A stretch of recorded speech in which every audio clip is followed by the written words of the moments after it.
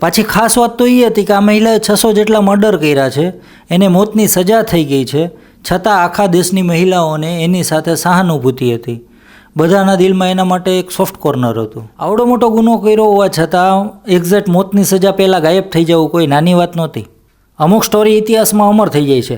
આ સ્ટોરી એમાંની એક સ્ટોરી છે. તો હેલો ફ્રેન્ડ્સ, મારું નામ છે કુશ ભટ્ટ અને આજની સ્ટોરીમાં આપનું હાર્દિક સ્વાગત છે. આશા કરું છું બધા મજામાં હશો. આ સ્ટોરી ઇટલીની છે. આજથી 400 વર્ષ પહેલાં, એટલે અંદાજિત 17મી સદીની આ સ્ટોરી છે. આ સ્ટોરી જુલિયા ટુફાના નામની એક મહિલાની સ્ટોરી છે. આ જુલિયાને સંતાનમાં એક દીકરી હતી અને એની માને મોતની સજા થઈ ગઈ હતી, કેમ કે જુલિયાના પિતાનું મૃત્યુ ઝેરથી થયું હતું અને જુલિયાની મા સાથે મારકૂટ પણ કરતા એના પિતા. અને આ જુલિયાની મા ઉપર હવે ગુનો સાબિત પણ થઈ ગયો હતો. એટલે પોતાના પતિને ઝેર દઈને મારવાના ગુનામાં જુલિયાની માને ફાંસીની સજા થઈ ગઈ. ત્યાર પછી હવે જુલિયા પોતાના પરિવાર સાથે રોમ રહેવા માટે આવતી રહી. ત્યાર પછી હવે થોડોક જ સમય વીતો હતો ત્યાં જુલિયાના પતિનું પણ શંકાસ્પદ રીતના મૃત્યુ થઈ ગયું. એ વાત કોઈ દિવસ બહાર નથી આવી કે જુલિયાના પતિનું મૃત્યુ કેવી રીતના થયું હતું. પણ એવું માનવામાં આવે છે કે સેમ પોતાની માની જેમ જ જુલિયાએ પણ પોતાના પતિને ઝેર દઈને જ મારી નાખ્યો હતો. એ આખો સમય જ અલગ હતો. એ સમયની અંદર સમાજમાં આટલું એજ્યુકેશન નહોતું. ત્યારે કોઈ મહિલાને પોતાનો પતિ મારતો હોય તો આ વાતને કોમન માનવામાં આવતી. પાછું આ સમયમાં ચર્ચનું આખું વર્ચસ્વ જ અલગ હતું. ચર્ચના પાદરી જે પ્રમાણે કહે એ પ્રમાણે જ થતું. ચર્ચના પાદરીનો નિર્ણય એટલે એ છેલ્લો નિર્ણય ગણાતો. પૂરેપૂરો સમાજ પુરુષ પ્રધાન સમાજ હતો. પત્ની સાથે મારકૂટ કરવી એ કાંઈ ગુનો ન ગણાતો. એવું માનવામાં આવતું કે એ તો પતિનો હક છે. પત્ની તો પતિની પ્રાઇવેટ પ્રોપર્ટી છે. એ એની સાથે જેવું વર્તન કરવું હોય એવું કરે. તમને એ વાત સાંભળીને આશ્ચર્ય થશે કે મહિલા પોતાની મરજીથી પોતાના પતિ સાથે ડિવોર્સ પણ નહોતી લઈ શકતી. મહિલાઓની વાતનું કંઈ મહત્વ જ નહોતું ગણાતું, ઘરે પણ નહીં અને બહાર પણ નહીં. આના લીધે ત્યાંની મહિલાઓ દબાણમાં રહેતી અને કાંઈ કરી પણ ન શકતી. સ્પ્રિંગને તમે જેટલી તાકાતથી દબાવો એનાથી ડબલ તાકાતથી ઉછળવાની છે. આજ નહીં તો કાલ આ પ્રેશર એક જગ્યાએથી નીકળવાનું તો હતું જ. આ જુલિયા નાનપણથી જ ઘરેલું ઇન્સાને જોતી એવી છે. પોતાની મા સાથે જે મારકૂટ થતી, ત્યાર પછી પોતાની સાથે જે વર્તન થતું, આ બધી વસ્તુના લીધે એના મનમાં એક એવો વિચાર આવ્યો કે પતિના ત્રાસથી મારકૂટથી પીડાતી મહિલાઓ માટે મારે કંઈક કરવું જોઈએ. ત્યાર પછી એણે બહુ વિચાર્યું અને હવે એણે એક એવું ઝેર બનાવ્યું. હવે એણે આ ઝેરનું નામ રાખ્યું એક્વા ટુફાના. ટુફાના એણે એવું વિચારીને રાખ્યું કે આ ઝેરને મેં બનાવ્યું છે અને ભવિષ્યમાં મારું નામ યાદગાર બની જશે. આ ઝેરની ખાસ વાત એ હતી કે આ ઝેરના 4 ટીપા કોઈ પણને મારવા માટે કાફી હતા. બીજું એ કે આ ઝેર સ્વાદહીન હતું, ગંધહીન હતું અને આ ઝેરનો કોઈ પણ કલર નહોતો. જેની સાથે નાખો એની સાથે ભળી જાય. ત્યાર પછી આવી રીતના દુખિયારી પતિના ત્રાસથી કંટાળેલી મહિલાઓને આ ઝેર વેચવાનું એણે ચાલુ કર્યું. એ વાતનું ખાસ ધ્યાન રાખવાનું હતું. સામેવાળાને એટલે કે જેને ઝેર આપવાનું છે એને શંકા ન જવી જોઈએ. એટલે હવે એણે એવું સ્માર્ટલી પેકિંગ કરવાનું ચાલુ કર્યું કે કોઈને શંકા જ ન જાય. પરફ્યુમની શીશીમાં, મેકઅપ બોક્સમાં, ફેરનેસ ક્રીમમાં, આવી બધી વસ્તુમાં એણે પેકિંગ કરવાનું ચાલુ કર્યું. અને ઘરે કોઈ પૂછે તો કહી દેવાનું કે ફેસ ક્રીમ છે, એટલે કોઈને શંકા જાય જ નહીં. જે વ્યક્તિ આ ઝેરનો શિકાર બનવાનો છે, આ ઝેરની શીશી એની સામે જ પડી હોય પણ એને શંકા ન જાય. એટલે આવું એણે સ્માર્ટલી પેકિંગ કરવાનું ચાલુ કર્યું. તો કહેવાય છે કે જ્યારથી જુલિયા રોમ આવી અને આવી એણે ઘણી દુખિયારી મહિલાઓને જોઈ, ઘણી દુખિયારી મહિલા એની પાસે આવીને પોતાના દુઃખ કહેતી, ત્યારથી એને આ આઈડિયા આવ્યો હતો અને એણે આ એક્વા ટુફાના નામનું ઝેર બનાવ્યું અને જે જરૂરિયાતવાળી મહિલાઓ હતી એને આ ઝેર વેચવાનું એણે ચાલુ કર્યું. ત્યાર પછી હવે તો એણે ધીમે ધીમે પોતાની ગેંગ બનાવવાની ચાલુ કરી. પોતાની ટીમમાં એ એવા વ્યક્તિઓને લેતી જેમ કે ભ્રષ્ટ પાદરીઓને લેતી, સમાજમાંથી હેરાન થઈને દુઃખી થઈને આવેલી મહિલાઓને લેતી. ત્યાર પછી જે મહિલાઓને તંત્ર મંત્રની વિદ્યા આવડતી હતી એવી મહિલાઓને પોતાની ટીમમાં લીધી. એણે સમાજમાંથી આવા વ્યક્તિઓને ગોતીને પોતાની ટીમ બનાવવાનું ચાલુ કર્યું. ધીમે ધીમે કરતાં હવે તો 25 વર્ષ વીતી ગયા જુલિયાના આ ધંધામાં.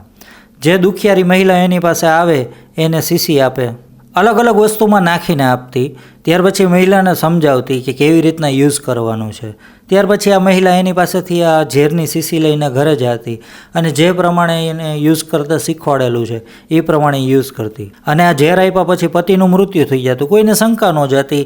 એ સમયમાં પોસ્ટમોર્ટમ કે એવું કંઈ હતું નહીં. માણસોને એવું લાગતું કે બીમારીથી કંઈક મૃત્યુ થયું હશે. તો આ બધું આવી રીતના નિરંતર ચાલતું રહ્યું. આખા રોમમાં કોઈને શંકા નહોતી. પણ કહેવાય છે કે 1750માં જુલિયાનું રાજ એકવાર છતું થઈ ગયું. આ રાજ કેવી રીતના છતું થયું એની પાછળની સ્ટોરી ખૂબ ઇન્ટરેસ્ટિંગ છે. એક દિવસ અચાનક એક મહિલા જુલિયા પાસે આવીને પોતાના દુખડા સંભળાવ્યા.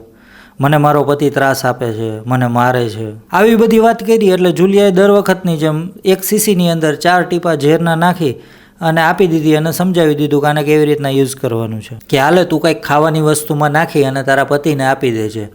હવે જે પ્રમાણે જુલિયાએ આ મહિલાને સમજાવી એ પ્રમાણે એણે ઘરે જઈ પોતાનો પતિ જેવો ડાઇનિંગ ટેબલ ઉપર બેઠો એટલે એણે એક સૂપના વાટકાની અંદર આ ઝેર નાખી અને સૂપનો વાટકો એના ટેબલ ઉપર આપી દીધો. પતિ આવીને સીધો ડાઇનિંગ ટેબલ ઉપર બેઠો અને સૂપ પીવા માટે વાટકો જેવો એણે હાથમાં લીધો ત્યાં અચાનક જ એની પત્નીનું હૃદય પરિવર્તન થઈ ગયું. ભલે મને ગમે એટલી મારે કૂટે પણ ગમે એમ તોય મારા ને મારી છત્રછાયા છે, મારા છોકરાના બાપ છે, એ મરી જશે તો મારું કોણ? સુધરી જાય તો ભલે પણ મારવા નથી. એટલે એણે એવું વિચારીને પતિના હાથમાંથી સૂપનો વાટકો છીનવી લીધો. એટલે પતિએ કીધું કે એવું શું કરે, સૂપ પીવા દે ને, મને ભૂખ લાગી છે. એટલે એણે એમ કીધું કે નહીં, સૂપ સારું નથી, તમારે નથી પીવું, તમારે લાયક નથી. પતિએ સૂપ પીવા માટે ઘણી બધી જીદ કરી પણ પત્નીએ દોડીને એ સૂપનો વાટકો બહાર ફેંકી દીધો. હવે આ વસ્તુ જોઈને એના પતિના મનમાં શંકા ગઈ કે નક્કી સૂપમાં કંઈક હોવું જોઈએ, નકર આવું થોડું કરે. હવે પતિની જાણવાની ક્યુરિયોસિટી વધી ગઈ.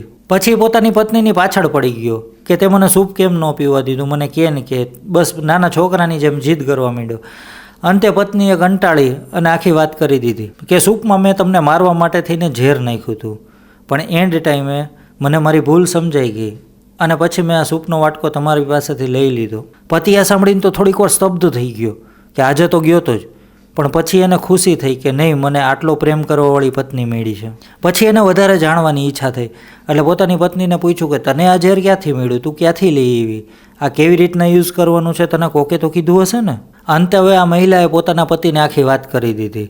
હવે આટલા વર્ષોમાં પહેલી વાર આ જુલિયાનું રાઝ બહાર આવ્યું હતું. ત્યાર પછી આ વ્યક્તિએ પોતાની પત્નીને લઈ અને એક ચર્ચમાં પહોંચી ગયો. હવે ચર્ચમાં પહોંચી અને ચર્ચના મેઇન પાદરી સાથે આ બધી વાત કરી અને આ મહિલાએ ચર્ચના પાદરી સામે કન્ફેસ કરી લીધું કે આ એક્વા ટુફાના નામનું મને ઝેર જુલિયા ટુફાનાએ જ આપ્યું હતું અને હું જ નહીં, મારા જેવી ઘણી મહિલાઓ આ જુલિયા પાસે ઝેર લેવા માટે જાતી. હવે આ વાત ચર્ચમાંથી ધીમે ધીમે કરતાં આખા રોમમાં ફેલાઈ ગઈ અને જુલિયા ઉપર ધરપકડની તલવાર લટકવા માંડી. અને જુલિયાને એ વાતની પણ ખબર હતી કે જો હું પકડાઈ જઈશ તો મોતની સજા નક્કી છે. એટલા માટે થઈને એ ભાગી અને એક બીજા ચર્ચના શરણે વહી ગઈ. આ ચર્ચની તાકાત અને પહોંચ બહુ ઉપર સુધી હતી, જેના લીધે જુલિયા બચી પણ જાત.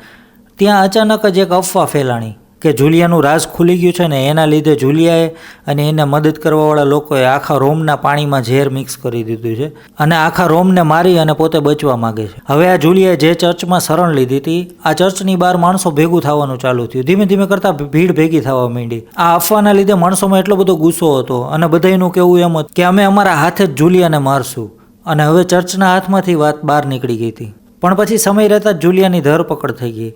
ત્યાર પછી ત્યાંની ઓથોરિટીએ એને એટલી ટોર્ચર કરી, એને એટલી યાતના આપી કે હવે અંતે એણે પોતાના મોઢે કબૂલ કરી લીધું. હા, મેં જ અત્યાર સુધીમાં ઘણી મહિલાઓને ઝેર આપ્યું છે. સાચો આંકડો તો મને ખબર નથી, પણ ઘણીવાર જુલિયા પોતાના ક્લાયન્ટના નામ ડાયરીમાં નોટ કરતી કે એણે કોને કોને ઝેર આપેલું છે. એના ઉપરથી આ આંકડો સામે આવ્યો હતો કે અત્યાર સુધીમાં એણે 600 જેટલી મહિલાઓને આ ઝેર આપેલું છે. પણ એમ કહેવામાં આવે છે કે સાચો આંકડો તો 2000ની આસપાસ હતો. પણ આ વાત જ્યારે રોમના લોકોની સામે આવીને ત્યારે આખા રોમમાં હાહાકાર મચી ગયો કે અત્યાર સુધીમાં આણે આટલી મહિલાઓને ઝેર આપ્યું, આનો શિકાર કોણ કોણ બન્યું હશે. ત્યાર પછી હવે જુલિયાને 1759માં રોમનું જે મોટામાં મોટું ચર્ચ હતું એણે જુલિયાને, જુલિયાની દીકરીને અને એની ગેંગની 3 સાથીદારને સજાએ મોત આપી.